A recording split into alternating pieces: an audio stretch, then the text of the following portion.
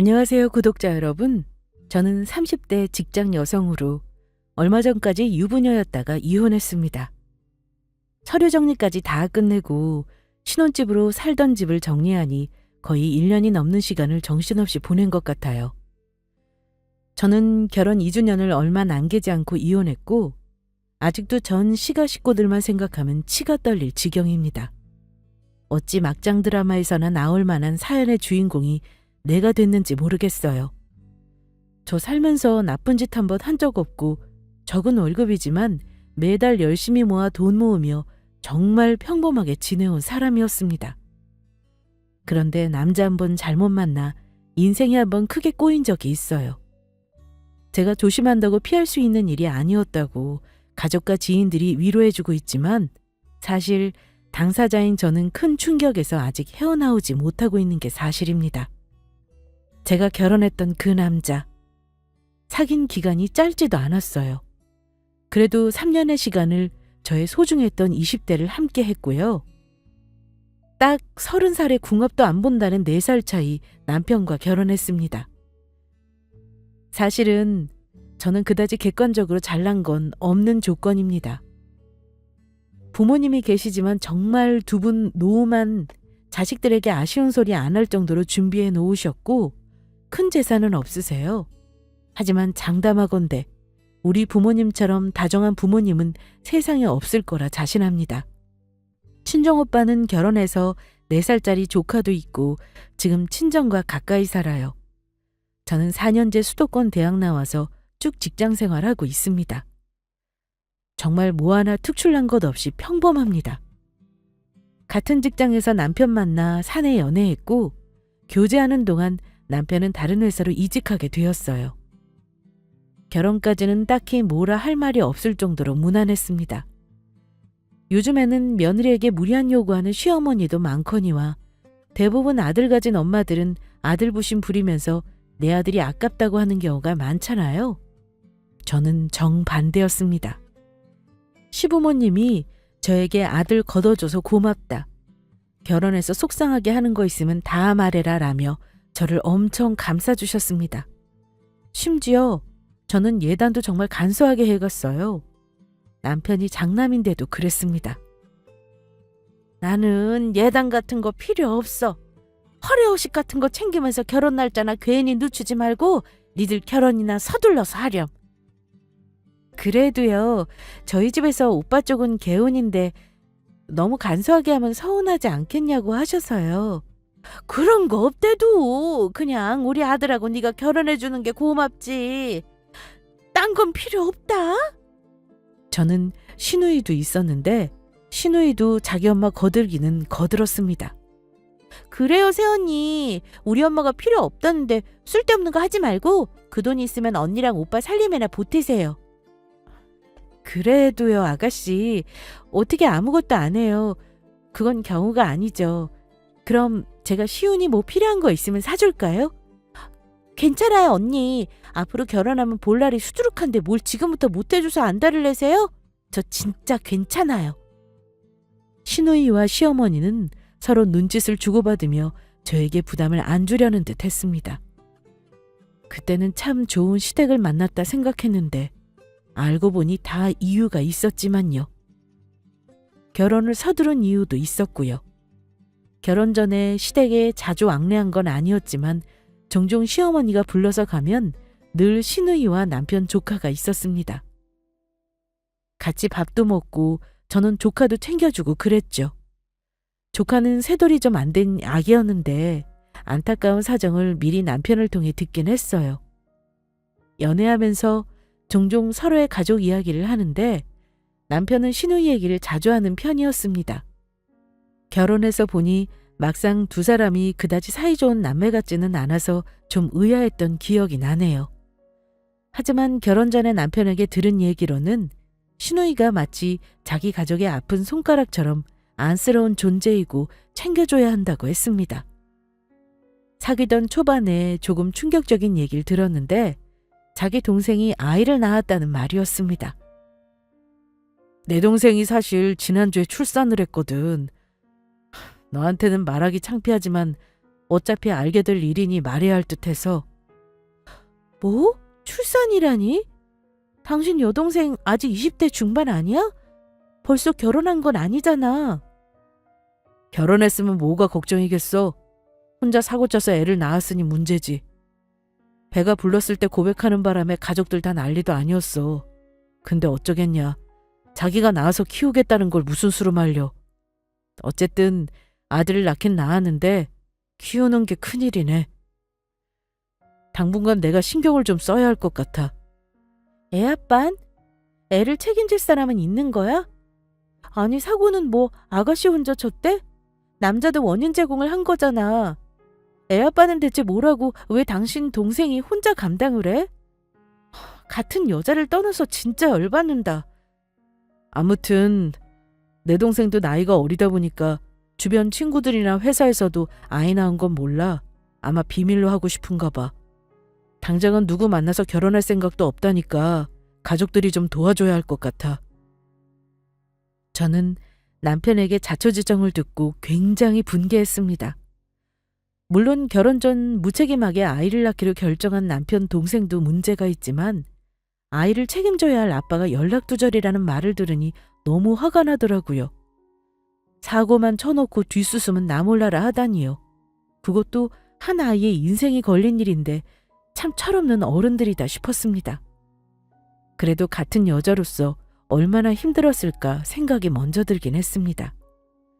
아이 낳는 것이 뭐 범죄도 아니고 감출 일도 아니잖아요. 어린 나이에 남편 없이 아이를 책임지겠다고 마음먹은 게 대단하다고 생각했습니다. 하지만 서비스 업종에 취업을 준비 중이라 혹시 취업에 문제가 될 수 있으니 아이 낳는 건 비밀로 하고 싶다고 했다더라고. 본인의 선택을 제가 뭐 관여할 수는 없으니 그 뒤로 종종 남편을 통해 사진을 보기도 했고 조카가 예쁘다는 말을 듣기는 했습니다. 간혹 저도 어린이날이 되면 남편 조카 옷이나 장난감 같은 선물을 사서 보내곤 했어요. 딱 그뿐이었습니다. 그런데 남편은 사귀는 동안 자기 조카를 참 잘 챙기곤 했습니다. 시누이가 부모랑 같이 살면서 도움을 받긴 했지만 아빠 빈자리는 삼촌인 자기가 채워주고 싶다는 말을 많이 했죠. 결혼해서 혹시 조카를 챙기는 문제로 나와 싸움이 될 일은 없었으면 좋겠다고 미리 말을 하더라고요. 시댁과 같이 사는 것도 아닌데 저도 조카 예뻐하는 것까지 싫어하는 마음 좁은 사람은 아니었습니다. 저도 되도록 남편 조카를 잘 챙기겠다고 했죠. 결혼 전에 조카 아이를 실제로 본 적은 없어요. 상견례에도 시누이는 나오지 않았고 결혼식에도 아이를 데려오지 않았습니다. 신혼여행 다녀와서 저는 아이를 처음 봤어요. 그런데 이목구비가 그 집 식구들이 좀 진한 편이었거든요. 아이가 시누이를 닮은 것도 같고 신랑을 닮은 것도 같더라고요. 근데 일단 아이가 남자아이인데도 생긴 게 참 예쁘더라고요. 어린데도 이목구비가 시댁 식구들처럼 진했습니다. 조카를 보니까 이렇게 예쁜 애를 낳고 책임지지 않겠다고 한 시누이 예전 남자친구가 참 믿기까지 했습니다. 그때 제가 남편에게 그랬어요. 여보, 당신 조카 말이야. 핏줄이라는 게 무섭긴 무서운가 봐. 어쩜 당신하고도 닮은 느낌이 있네? 그런데 생각 없이 한 말에 남편은 운전하다가 핸들까지 꺾을 정도로 당황하더라고요. 뭐? 시훈이가 나를? 당연히 조카니까 나도 닮은 구석이 있겠지. 근데 사실 내 동생을 더 많이 닮긴 했잖아. 처음에는 그런가 싶었는데 가만 보니까 아니야. 당신 눈이랑 입술이랑 완전 쏙 뺐던데? 오히려 아가씨랑 당신은 닮은 구석이 딱히 없는데 말이지. 그러니까 유전자가 무섭다는 말이 있는 거지. 왜 할머니랑 손녀랑 닮은 경우도 있고 고모랑 조카가 뜬금없이 닮기도 하니까. 아무튼 조카가 나를 닮았다니까 좋긴 하네. 아무튼 저는 남편 조카를 보고 나서 기분이 여러 가지로 묘했어요. 남편은 무슨 말만 하면 자기 조카가 그렇게 예쁜지 이렇다 저렇다 자랑을 엄청 많이 하더라고요. 그러면서 이제부터 자주 못 보러 오는데 어찌해야 할지 모르겠다며 서운해했습니다. 사실 결혼하면서 남편이 이직을 또 하는 바람에 회사가 좀 멀어졌거든요. 사귀는 동안 남편은 2번의 이직을 했습니다. 저와 만나기 시작하면서 회사를 옮겼고 또 한 번 월급을 많이 준다는 곳으로 옮겼는데 그게 시댁 근처였어요. 저희 시댁은 평택이고 제 직장과 친정은 부천이라 거리가 좀 있습니다. 그러다 보니 신혼집은 제 직장 출근이 가까운 곳으로 했고 남편은 제조회사라 3교대를 해야 하니 회사 기숙사에서 지내겠다고 했죠. 그래서 결혼할 때부터 우리는 주말 부부로 살았습니다. 친정에서는 신혼 때 주말 부부로 사는 걸 굉장히 걱정하셨어요. 게다가 결혼할 때 시댁에서는 결혼을 서두르면서도 뭐 하나 보태주신 건 딱히 없습니다. 어영부영 제가 전세자금 대출도 받고 돈을 보탰으면 보탰죠. 뭐 저도 친정 부모님에게 큰 도움 받은 건 없어요. 20대 초반에 직장생활 시작해 30이 되었는데 부모에게 손 벌리고 결혼할 생각은 없었습니다. 하지만 결혼하는 일이 아무리 돈을 아끼려 해도 어쩔 수 없이 목돈 들어가는 일이 많은 거 아실 겁니다. 집은 당연한 거고 모든 돈이 드는 일이더라고요. 제가 돈에 악착 같은 면이 좀 있어서 결혼할 때 현금 여유로 1억 2천 정도가 있었는데 남편은 처음에 집은 자기가 마련하겠다고 했었어요. 그런데 중간에 시누이가 직장 때문에 독립하면서 돈을 보태줘야 한다고 나중에 신우집 뺄 때 보증금 받으면 그 돈을 가져오겠다고 하더라고요. 솔직히 말하면 결혼자금으로 자기 동생 보태준다는 말이 썩 유쾌하지는 않았습니다. 하지만 어린아기를 혼자 키우는 시누이의 얼굴이 눈에 밟히니 도저히 싫다고 할 수가 없었죠. 보증금은 어디 도망가는 돈이 아니니 저도 수긍했고 어쩔 수 없이 제 이름으로 그 당시 작은 평수 아파트에 전세대출을 받아 들어가게 되었죠. 그리고 결혼 전 서로 기본적인 건강검진을 하고 주고받았고 그럴 리는 없지만 각자 가족관계 등록부까지 떼어 교환했습니다. 이건 친정오빠가 저에게 당부한 거예요. 물론 아무 일 없겠지만 건강검진과 가족관계 등록부는 기본이라 생각하고 교환해서 보라면서요. 물론 저도 그렇지만 남편도 건강했고 가족관계 등록부나 기존 증명서는 별다른 기재사항이 없었습니다. 그렇게 결혼하고 처음부터 주말 부부를 하려니까 사실 좀 서운한 점이 많았습니다. 일주일에 한 번 만나는 주말 부부라고 하지만 사실 매주 남편이 집에 오는 건 쉬운 일이 아니었어요. 그래서 실제로 얼굴 보는 건 한 달에 2-3번 정도였어요. 한창 신혼 때니 저도 남편과 하고 싶은 게 얼마나 많았겠습니까? 그런데 한 달에 3번 올라오면 한 번은 자기 본가에 간다고 하는 사람이었습니다. 그것도 가면 늘 자고 와야 한다고 했어요. 우리 부모님 집에 안 간 지 거의 한 달 됐지. 다음 주에 집에 가면 본가에 좀 들르자. 가서 우리 시훈이 좀 챙기고 같이 가족들하고 밥도 먹고. 어때? 그래도 오래간만에 왔는데 난 우리들이 오붓하게 바람 좀 쐬고 싶어. 다음번에 가면 안 되는 거야? 내 동생이 많이 힘든가 봐. 회사 다니면서 애까지 보기 힘들어서 엄마 집에 애를 맡겼나 보더라. 그러니까 엄마는 엄마대로 힘들고. 아까 연락드렸더니 엄마가 짜증을 엄청 내시더라고. 암튼 이번만 가자. 다음번에 우리 둘이는 언제든 갈 수 있잖아. 아니 그럴 거면 왜 아가씨는 굳이 애 데리고 독립한 거야? 그럴 거면 차라리 같이 살면서 애를 어머니께 봐달라고 하지. 애도 할머니 집이랑 엄마 집 왔다 갔다 하면 얼마나 힘들겠어. 아가씨가 출퇴근 시간 조금만 힘들면 되는 거잖아. 저는 아이가 어린 상황에서 굳이 회사 때문에 같이 살다가 애 데리고 독립한 시누이도 이해 불가였습니다. 결혼했으니 우리는 우리 부부 잘 지내는 일에 더 신경 쓰고 싶고 알콩달콩 살고 싶었던 저는 점점 불만이 생길 수밖에 없었습니다.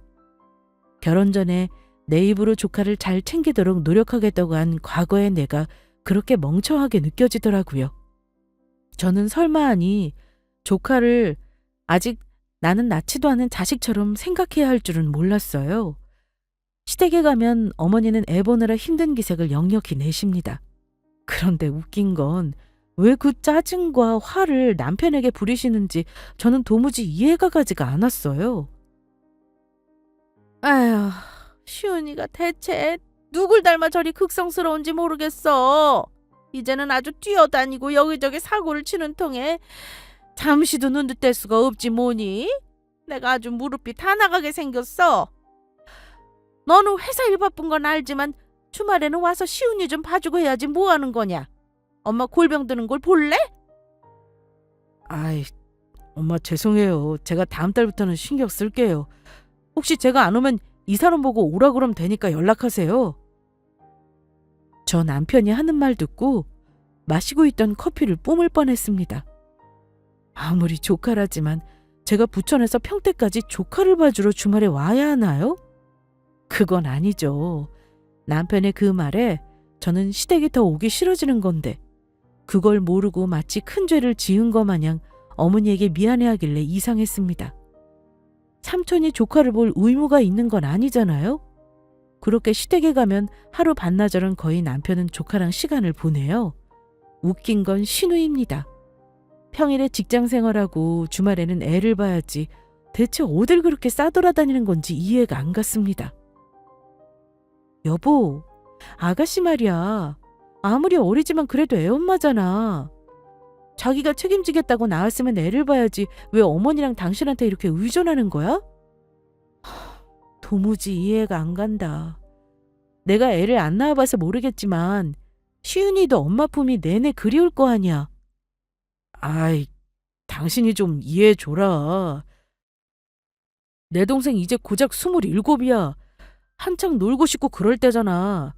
애엄마라고 너무 애만 보고 그러면 우울증 생겨. 내가 동생한테 그랬어. 하고 싶은 거 다 하고 살라고. 내가 서포트 해준다고 했어. 그러니까 시은이 조금 더 클 때까지는 당신이 나 좀 도와주라. 부탁하자. 응? 부탁이고 나발이고 나는 신혼 때 가뜩이나 당신 얼굴 보기도 힘든데 그 시간에 조카 봐줄 생각 없어. 당신 앞으로 시은이 보려거든 당신 혼자 와. 조카 아이가 미워서가 아니라 저는 남편이 저를 우선적으로 생각하지 않는 것에 서운함을 느껴서 그리 말했던 겁니다. 근데 시어머니는 또 저에게는 되게 잘해주세요. 남편에게는 시은이 때문에 힘들다 한탄을 하면서도 제 눈치를 보시기도 했습니다. 너무 아들을 닥달하니 어머니도 저 보기가 민망하셨겠죠. 아이고, 내가 너무 시은이 얘기만 했구나. 이 아가, 너는 별일 없는 거야? 집이 가까워야 내가 뭐라도 챙겨주고 할 텐데 그러지를 못해서 어쩌냐, 응? 별 말씀을 다 하세요, 어머니. 저는 잘 살고 있으니까 걱정 마세요. 그나저나 어머니가 힘드셔서 어째요? 이렇게 시은이 보느라 고생하시느니 차라리 아가씨는 살림 합쳐서 사는 게 낫지 않을까요? 그럼 아가씨도 더 마음이 편할 텐데요. 저는 신우의 집을 얻을 때 들어간 남편 돈을 돌려받고 싶은 마음도 있었습니다. 하지만 당사자인 신우이는 굳이 따로 살며 아이를 어머니에게 맡기고 싶어 했어요. 뭐 본인 생각이 그렇다는데 제가 뭘 더 강요할 수는 없었습니다. 저도 처음 시집 와서는 불만을 가지기보다는 시댁이나 남편을 이해하려고 노력했습니다. 그래서 남편이 자주 집에 못 올라오는 것도 이해하려고 했고 저는 나름대로 열심히 직장 생활하면서 돈을 모았어요. 우리 부부는 남편이 3년 만에 각자 돈을 관리하자고 해서 완전히 별산재로 지내고 있었기 때문에 저 나름대로 나중에 아이를 낳았을 때의 준비와 내 집 마련 준비를 열심히 했습니다. 저도 바보 같은 게 뭐냐면요. 남편의 말을 늘 의심 없이 믿었고 따르려고 했다는 점이에요. 그때 뭔가 이상한 의심을 하고 왜 돈을 따로 관리하자고 하는지 파고들어 추궁했다면 분명 이상한 점을 알 수 있었을 텐데 말입니다. 그렇게 1년여간 주말 부부 생활을 하는데 저보다는 남편이 안 되겠다 싶었나 보더라고요. 시어머니는 점점 감당이 안 되는 손주 보는 걸 힘들어했고 몸은 점점 안 좋아졌습니다. 결국은 자기가 회사 기숙사에서 나와 매일 1시간이 넘게 본가에서 출퇴근을 하고 주말에는 조카를 데리고 신혼집에 오는 날이 대다수였습니다. 남편이 조카를 데리고 오면 제가 뭐라고 애 앞에서 싫은 티를 낼 수도 없었어요. 남편을 비롯한 시누이와 시모, 시가 식구들이 얄미운 거지 조카는 무슨 죄가 있나 싶어서 그래도 조카가 오면 저는 잘해줬습니다. 근데 애들은 금방금방 크잖아요. 가만 보니 커갈수록 조카가 남편을 너무 빼닮았더라고요. 게다가 남편이 조카에게 하는 행동이 마치 친아들에게 하는 것처럼 얼마나 다정했는지 모릅니다. 여보, 당신 가만 보면 시훈이 아빠 같아? 아니, 애한테 하는 행동이 조카가 아닌 것 같다니까? 뭐? 아이 참, 아이 그냥 첫 조카고 특수한 상황이니 안쓰러워 그런 거지. 아빠 같기는 무슨. 실없이 웃길래 그냥 그런가 보다 했죠. 그렇게 1년이 넘는 신혼을 보냈어요. 저는 신혼의 단꿈이니 뭐니 그런 거 모릅니다. 아이를 가지고 싶었지만 뭐 남편을 자주 봐야 아이를 가질 수도 있는 거죠. 슬슬 주말 부부 생활을 청산했으면 해서 그즈음 저는 남편에게 이직을 강구해서라도 같은 생활권에서 지내자고 조르던 참이었어요. 하지만 남편은 어쩐지 본가에서 먼 곳은 꺼려 했습니다. 오히려 저에게 직장을 옮기면 안 되느냐는 말을 하기도 했어요. 하지만 제 입장에서도 10년 넘게 다닌 직장을 그만두거나 옮기는 일은 쉽지 않은 일이었습니다. 그런데 문제가 터진 건 시누이 때문이었습니다. 사실 저는 결혼 전 시누이를 좋게 봤다가 결혼해서 조카한테 엄마 노릇 제대로 안 하는 거 보고 그다지 가까이 지내고 싶지 않았습니다. 중간중간 제가 아이 문제로 신경 좀 쓰라고 몇 번 얘기했는데 저한테 눈알 부라리면서 하는 말이 뭐였는 줄 아세요? 글쎄, 모르면 가만히나 있으랍니다. 결혼해서 오빠랑 새언니가 아이한테 신경 더 써줄 거라 믿었는데 영 오빠가 결혼을 잘못했다면서요. 자기도 피해자라나 뭐라나. 아니, 아이를 낳기로 결정한 사람이 피해자라니요. 그날 너무 실망해서 시누이와 사이가 살짝 대면대면해진 게 사실입니다. 아무튼 그런 시누이가 갑자기 또 남자가 생겼다는 겁니다. 그것도 식구들 다 같이 모인 명절에 아주 대차게 결혼하겠다는 선언을 했습니다. 원래 저희 시댁은 재산은 없어요. 하지만 집이 거리가 있다 보니 자주 가지 못해 명절 전날에는 시댁에서 하루 자곤 했어요. 그런데 그날 시누이가 결혼하겠다는 말을 예고도 없이 한 거죠. 솔직히 자주 만나지 못하다 보니 남자와 연애를 한다는 사실도 몰랐습니다. 그런데 시누이는 결혼하겠다는 폭탄 선언을 하면서 재혼할 사람이 아들이 있다는 걸 모른다는 사실을 아주 당당하게 말하더라고요. 가장 충격적인 건 시훈이를 우리에게 잘 키워달라는 어처구니 없는 부탁까지 했다는 사실입니다. 새언니, 오빠, 내 말 잘 들어보세요. 사람 인생에서 기회가 자주 오는 건 아니잖아요. 저한테는 이 남자가 기회예요. 아마 결혼하면 그 사람 회사 때문에 주재원으로 몇 년 나가 있어야 하는데 그때만 언니 오빠가 우리 시훈이 좀 키워줄 수 없을까요? 저는 무슨 말도 안 되는 소리냐며 펄쩍 뛰었습니다. 아가씨, 저 이제 결혼한 지 겨우 1년 지났어요. 그동안 오빠가 시훈이한테 신경 쓴 거 아빠 못지 않았다고 생각해요. 물론 가족이니까 도와주는 거 저 다 이해해요. 하지만 그 아이는 아가씨 아이지 우리 부부 아이는 아니잖아요. 그럼 아가씨가 결혼할 사람한테 다 고백하고 아이 있다는 거 못 받아들인다면 결혼을 안 하는 게 맞지 속이고 해외를 갈 테니 아이를 키워달라니요? 전 절대 못해요. 제 단호한 모습에 남편과 시어머니는 당황하는 기색이 역력했습니다. 아마 겉으로는 제가 그동안 조카를 예뻐했으니 정이라도 들었다고 짐작하셨나 봐요. 하지만 제가 남편 조카를 예뻐하는 일과 키우는 건 다른 문제 아닐까요? 여보, 그러지 말고 생각은 해보자. 내 동생 아직 창창한 20대야. 애 때문에 앞길 막히면 시집도 못 가는 게 말이 돼? 우리는 이미 결혼했고 앞으로도 애도 낳을 건데 그냥 둘이 형제 삼아 키우면 되잖아. 응? 그래, 아가. 내가 여력이 되면 시훈이를 몇 년 더 키워주고 싶다만 나도 이제는 아픈 데가 많아서 도저히 애를 봐줄 수가 없는걸. 네가 우리 딸 결혼하고 자리 잡을 때까지만 봐주면 자연스럽게 시훈이 존재도 알릴 수 있지 않겠어?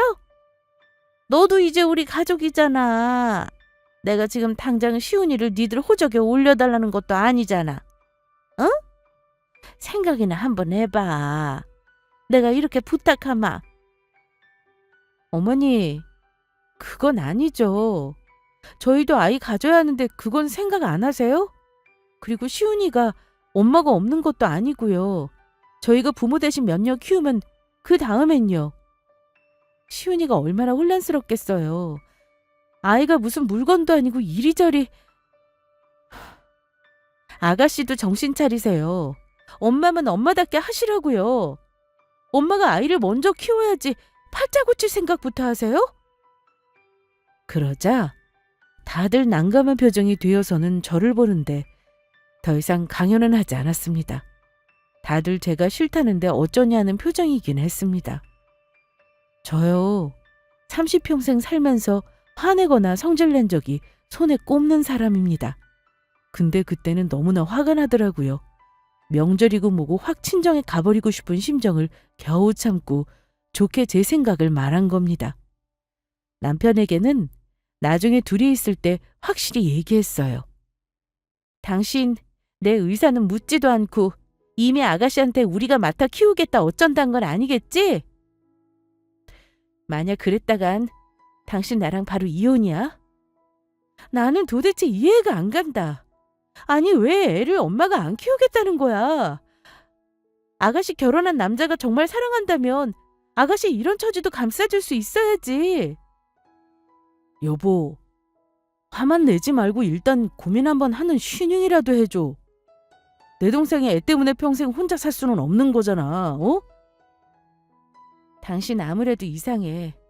왜 유독 조카한테는 이렇게 매번 어쩔 줄 모르는 거야? 우리는 정작 애도 없는데 어떻게 조카를 키울 생각을 하냐고. 암튼 나 내일 친정 가서 부모님한테 이런 얘기 안 하게 당신 오늘 행동 확실히 해라. 제가 펄쩍 뛰며 거절 의사를 표시한 이후 시댁 식구들은 다들 제 눈치를 보더라고요. 그날 음식을 다 하고 나서 저는 남편이고 어머니고 전부 다 꼴보기 싫은 마음에 혼자 맥주까지 한 캔하고 잠자리에 들었습니다. 남편이 쓰던 작은 방에 누워 잠을 청하려 했지만 술이 약한데도 불구하고 잠이 안 와 계속 뒤척이게 되더라고요. 남편은 제가 잔다고 했더니 거실에서 동생과 술 한잔 더하며 얘기해보겠다길래 난 빠질 테니 확실하게 결론 지으라고 으름장을 놓았습니다. 한참 동안 뒤척이다가 까무룩 잠이 들긴 했던 것 같아요. 중간중간 거실에서 남편과 시누이가 두런두런 얘기를 하는 소리가 들렸고 저는 자다 깨다를 반복했습니다. 그러다가 문득 거실에서 나는 목소리에 집중이 되면서 잠이 확 깨는 기분이 들었어요. 시간을 보니 새벽 1시가 넘은 시간이었습니다. 제정신이 번쩍 들게 한 건 바로 시누이의 목소리였습니다. 조용한 데다 제가 집중을 해서 그런지 말소리는 거의 정확하게 들리더라고요. 오빠, 이래가지고 언니가 허락하겠어? 그동안 시훈이 많이 보여주면서 정들게 좀 하라니까 오늘 보니 말짱 도루묵이네. 참, 오빠가 한 짓 나한테 얼마나 피해인 줄 알고는 있어? 시누이가 무슨 개소리를 하는지 듣다가 여차하면 문을 열고 나가서 확 질러버려야겠다 마음먹고 있었는데 그 순간 남편이 엄청난 소리를 하더라고요. 내가 어떻게든 너한테 피해 안 가게 할게. 조금만 참아봐. 저렇게 반대해도 마음 약해서 내가 조르면 아마 결국 허락할걸? 아, 됐어. 시훈이 태어났을 때 오빠가 나한테 혼외자로 올려달라는 부탁 그냥 거절할걸. 내가 왜 조카를 입양하고 호적까지 올려서 이 고생을 하냐고. 오빠가 저지른 일로 내가 왜 피해를 봐야 하냔 말이야. 대체 시훈이 친모는 뭐 하는 거야? 몰라. 재혼했으니 시훈이가 다시는 안 나타났으면 하겠지. 그래도 네 덕에 결혼했잖아. 매달 돈도 주는데 조금 더 못 참아줘? 저는 또렷이 들리는 대화를 들으면서 이게 꿈인가 싶었습니다. 두 사람 대화로 추측건데 신우이의 혼외자인 줄 알았던 신우이가 바로 남편의 아들이라는 말이었습니다. 그때 그 심정은 정말이지 말로는 표현 못합니다. 온 세상이 다 멈춘 것처럼 머릿속이 멍해지고 현실감이 없었습니다. 세연이가 어떻게든 키워준다고만 하면 좋겠는데. 근데 오빠, 전에 보니까 세연이가 시훈이랑 오빠랑 너무 닮았다고 하고 오빠가 아빠 노릇한다면서 씁쓸해하던데 혹시 눈치챈 거 아니야? 그래서 저렇게 펄펄 뛰는 거 아닐까? 말도 안 되는 소리 하지 마. 그걸 알았으면 어느 여자가 가만히 있냐? 이런 명절에 시댁에 오겠어? 나 당장 이혼당하고 말지? 암튼 내가 설득해 볼게. 에이, 착하고 내 말 잘 들을 것 같아서 살살 꼬드겨 결혼했는데 은근히 고집이 센 줄은 몰랐다 나도. 그래도 어쩔 때는 나도 할 말이 없다니까. 저번에는 언니가 왜 시훈이 양육비를 포기하냐면서 남편 인적 사항만 알면 요즘에는 법원 판결로 다 받아낼 수 있다고 도와주겠다고 하더라. 이러다 진짜 세연이 이상하다고 눈치챌까 겁나. 더 시간 끌면 안 된다니까? 아무튼 나도 시간 없어. 그 사람이 내 가족관계 증명서 보자고 하면 어쩔 건데. 나 파혼당하면 오빠 책임인 줄 알아? 그 뒤로도 한참 이어지는 대화는 어떻게 하면 제 조카를 받아들이게 하고 나중에 자기 호적으로 옮길까 하는 계획으로 이어지더군요. 그날 저는 한숨도 자지 못했습니다. 그제야 제가 그동안 무심히 지나친 사소한 일들이 떠오르더라고요. 남편이 시훈이와 꼭 닮은 점, 신우이가 도통 아이 엄마 같지 않게 행동하고 독립까지 해서 매번 어머니에게 애를 맡긴다는 점, 어머니가 남편에게 은근히 시훈이를 떠넘기려 했다는 점 등이요. 왜 진작 내가 몰랐을까? 왜 의심을 하지 않았을까 싶더군요. 저는 너무나도 상식적인 사람이라 이런 비상식적인 일이 설마 제 일상에 일어나게 될 줄은 전혀 몰랐으니까요. 그래서 의심조차 한 적 없었습니다. 다 뒤집어 엎고 친정으로 가버릴까 했지만 저는 대화를 듣는 순간 너무 큰 충격을 받은 나머지 녹음을 할 생각도 못했어요. 저에게는 법적으로 조카가 남편의 아들이라는 걸 증명할 것이 아무것도 없었습니다. 그래서 저도 나름의 계획을 세웠어요. 가장 정확한 증거는 바로 조카와 남편이 친자관계임을 증명하는 서류가 아니겠습니까? 다음 날 저는 남편을 때려 죽이고 싶은 마음을 억누르며 혼신의 연기를 했습니다. 그리고 친정으로 출발하기 전에 조카의 머리카락과 칫솔까지 몰래 챙겼습니다. 친정에서 우리 부모님은 사위가 고생한다고 잘해주시는 거 보고 저 속으로 정말 피눈물 흘렸습니다. 이 악물고 내가 증거 챙겨서 이 인간과 이혼하겠다고 결심했죠. 남편 머리카락 챙기는 일이야 쉽죠. 혹시나 해서 마찬가지로 칫솔까지 챙겼죠. 그리고 망설일 것 없이 저는 친자 확인 유전자 검사 신청을 했습니다. 요즘은 비용도 적고 결과도 3, 4일이면 나온다고 하더라고요. 검사 결과를 기다리면서 변호사에게 이혼 소송도 상담받았네요. 저 같은 경우는 이혼 소송이 아닌 혼인 취소 소송이 가능하다고 하더라고요. 만약 배우자가 친자 존재를 속인 것이 입증된다면 사기죄로 고소하고 정신적 물리적 손해배상 청구도 민사로 가능하다 했습니다. 저는 할 수 있는 모든 법적 수단을 동원해서 그 사람을 단죄할 생각이었습니다. 웃긴 건 설날에 저에게 시훈이를 키워달라고 부탁한 이후 남편은 저에게 지극정성이었다는 사실입니다. 원래는 매주 올라오지도 않던 사람인데 저에게 그동안 무심했다며 얼마나 챙기는 척을 했는지 몰라요. 심지어 자기 시누이에게 돈을 갖다 바치느라 저에게 월급 한 번 안 주던 사람이 현금 100만 원을 쥐어주면서 출근할 때 입을 옷 한 벌 사입을 하나요? 여보, 우리가 시훈이 잘 키우고 나중에 우리 애도 낳으면 우리는 효도를 2배로 돌려받는 거잖아. 안 그래? 내가 당신한테 진짜 잘할게. 그러니까 우리 동생 시집가게 당신이 좀 도와줘. 뻔뻔스럽게 자기 아들을 조카라 말하며 우리 애를 낳자는 말까지 입에 올리더라고요. 내가 그 인간이 누군지도 모르는 여자와 붙어먹고 낳은 아들을 미쳤다고 내 자식과 같이 기르겠습니까? 저는 남편놈의 뻔뻔한 모습을 보며 피식하고 웃었습니다. 그랬더니 제가 긍정의 표현을 했는 줄 알고 얼마나 거품을 물며 설득했는지 몰라요. 저는 남편이 하는 원면쇼를 지켜보기만 하고 모든 서류가 준비될 때까지 대답하지 않았습니다. 그리고 저는 제 돈이 들어간 신혼집을 주인에게 말해 내놓았어요. 그때까지도 저는 친정 부모님께 저에게 무슨 일이 있는지 말하지 않았습니다. 괜히 불효를 하고 싶지 않았고 얼추 정리된 후에 말씀드릴 생각이었어요. 며칠 후 기다렸던 친자 확인 검사 결과지가 나왔어요.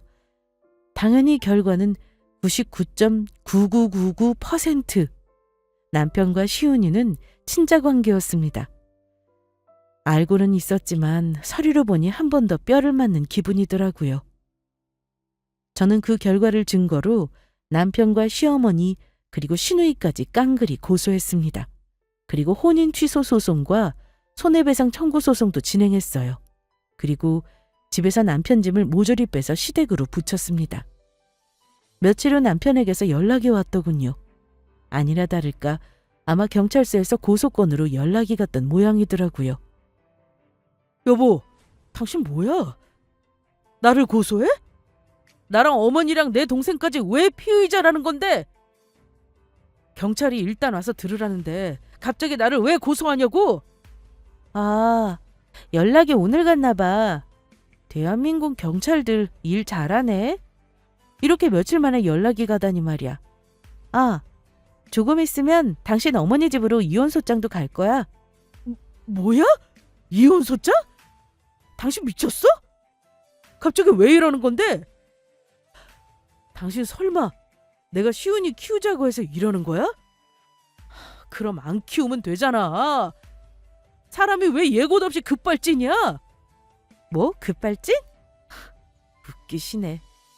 아들 있는 거 사기치고 몇 년 동안 나한테 거짓말하며 결혼한 당신은 대체 뭔데?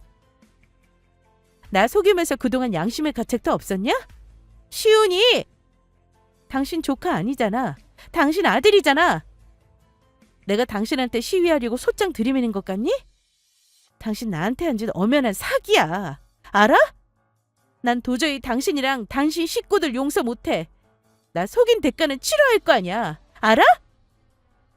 다시 침묵이 흐르길래 저는 전화를 끊어버렸습니다. 곧이어 시누이와 시모에게 연달아 연락이 왔지만 저는 번호를 죄다 차단해버렸어요. 아마 똑같이 피의자로 고소사건이 접수되었으니 출석하라는 연락을 받았겠죠. 또 제가 보낸 남편 짐 때문에 아마 한바탕 시댁은 난리가 났을 거고요. 다음날 회사에 연차를 냈는지 남편이 아침부터 득달같이 올라왔더라고요. 제가 모든 걸 다 알았다고 하니 이제는 더 속일 생각이 없는 듯 했습니다. 무조건 읍소 작전을 쓰려는지 집에 들어오자마자 저에게 무릎까지 꿇고 빌더라고요. 여보, 미안해. 내가 다 말할게. 사실은 당신 만나기 전에 헤어진 여자가 있었는데 글쎄 그 여자가 마음대로 애를 낳아놓고 나한테 줘버리고 간 거야. 출생신고도 안 하고 탯줄도 안 떨어진 애를 말이야. 나는 당신이랑 결혼해야 하니 어쩌겠어. 그래서 우리 가족들이 나 돕겠다고 한 일이야. 제발 용서해줘. 난 절대 용서 못해. 당신은 물론 당신 동생이랑 어머니도 마찬가지야. 온 가족이 똘똘 뭉쳐서는 뒤에서 나를 얼마나 바보 취급했을까? 내가 그렇게 우스웠어? 아이가 있었으면 당연히 나한테도 털어놨었어야지. 당신이 나한테 무슨 짓을 한 건지는 파악이 되니? 당연히 알지. 근데 솔직히 얘기하면 당신 나랑 결혼 안 했을 거 아니야. 그래서 그랬어. 나 좀 이해해주라, 어? 그건 내가 선택할 내 몫이었어. 당신은 나 속이고 내 선택권을 박탈한 거야. 그동안에 내 시간도 낭비하게 했고 나를 기망했어. 알아? 당신이 저지른 건 책임져. 난 무조건 법대로 처리할 거야. 근데 왜 꼭 형사처벌까지 하려는 건데? 그냥 내가 깔끔히 이혼해주면 그만이잖아. 내 동생이랑 우리 엄마는 무슨 죄냐고. 당신 정말 이럴 거야? 만약 남편이 결혼 전 처음부터 아이가 있다면 모든 걸 솔직하게 말했다면 저는 어떤 선택을 했을까요? 그때는 저 정말 남편을 사랑했습니다. 설사 저 만나기 전 사귀던 여자가 애를 두고 사라졌다고 해도 저는 감내했을지도 몰라요. 하지만 모든 걸 속이고 결혼한 건 경우가 다른 거죠. 그야말로 몇 년의 세월 동안 저를 감쪽같이 속인 건데 그 인간을 믿었던 마음이 배신당했을 때 제가 느낀 감정은 뭐라 설명할 길이 없네요. 그냥 이혼밖에는 답이 없는 거죠. 그래도 가족이라 생각했던 남편과 시누이 그리고 시모까지 저를 속였다고 생각하니 다시는 다른 인간도 믿지 못할 것 같은 기분이었습니다. 결론만 말씀드리면 남편은 기소 의견으로 검찰에 송치되어 처분을 받았습니다. 물론 구속까지는 아니었고요. 고소를 진행하며 알게 된 건데 제 경우 시누이와 시모까지 형사처벌을 하긴 어렵다고 하더라고요. 가장 중요한 저를 속였다는 행위는 형사처벌이 어렵고 다만 위자료 청구나 손해배상이 가능하다는 조언을 변호사에게 들었습니다. 어쨌든 저는 손해배상 청구 소송을 진행하면서 거의 1년 동안 재판을 거쳐 2천만 원의 배상을 받았습니다. 물론 전 남편에게 위자료도 받았고요.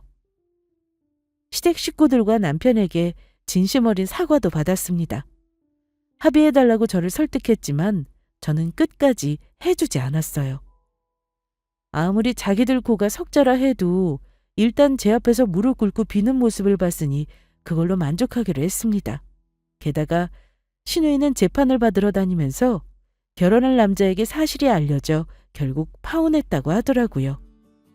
온 집안이 다 거짓말하는 사람들인데 제정신 박힌 남자라면 절대 결혼 안 하는 게 당연한 거죠. 황당한 건 본인들이 죗값 받는 건데 신우는 저에게 악다구니를 쓰더라고요. 자기는 오빠가 하자는 대로 한 피해자라면서요. 물론 죄 없는 아이를 생각하면 마음이 아프기도 합니다. 제가 더 화가 나는 건 친아빠라는 남편놈이 자기의 애꿎은 아이를 이 엄청난 일에 끌어들였다는 사실이었어요. 전부 어른들 잘못이지 아이는 죄가 없으니까요. 이런 엄청난 거짓말을 하는 아빠 밑에서 사랑으로 자랄 수 있을지 참 걱정이더군요. 그렇다고 남의 아이를 내 아이처럼 기를 정도로 제가 대인배는 아니라서요. 결국은 제가 법대로 혼쭐을 내준 것이 맞다고 생각하고 있습니다. 전 남편이 저와 이혼하면서 자기 아이를 호적에 올바로 돌려놓고 다시는 다른 여자에게 사기치지 않기를 바랄 뿐입니다. 제 사연을 들을 리 없겠지만 세상에 영원한 거짓말은 없다고 본인이 한 행동은 뭐가 됐든 몇 배로 돌아오는 법이라고 말해주고 싶네요. 저의 이혼 사연은 여기까지입니다. 저는 지난 일은 훌훌 털고 다시 저를 위해 살겠습니다. 감사합니다.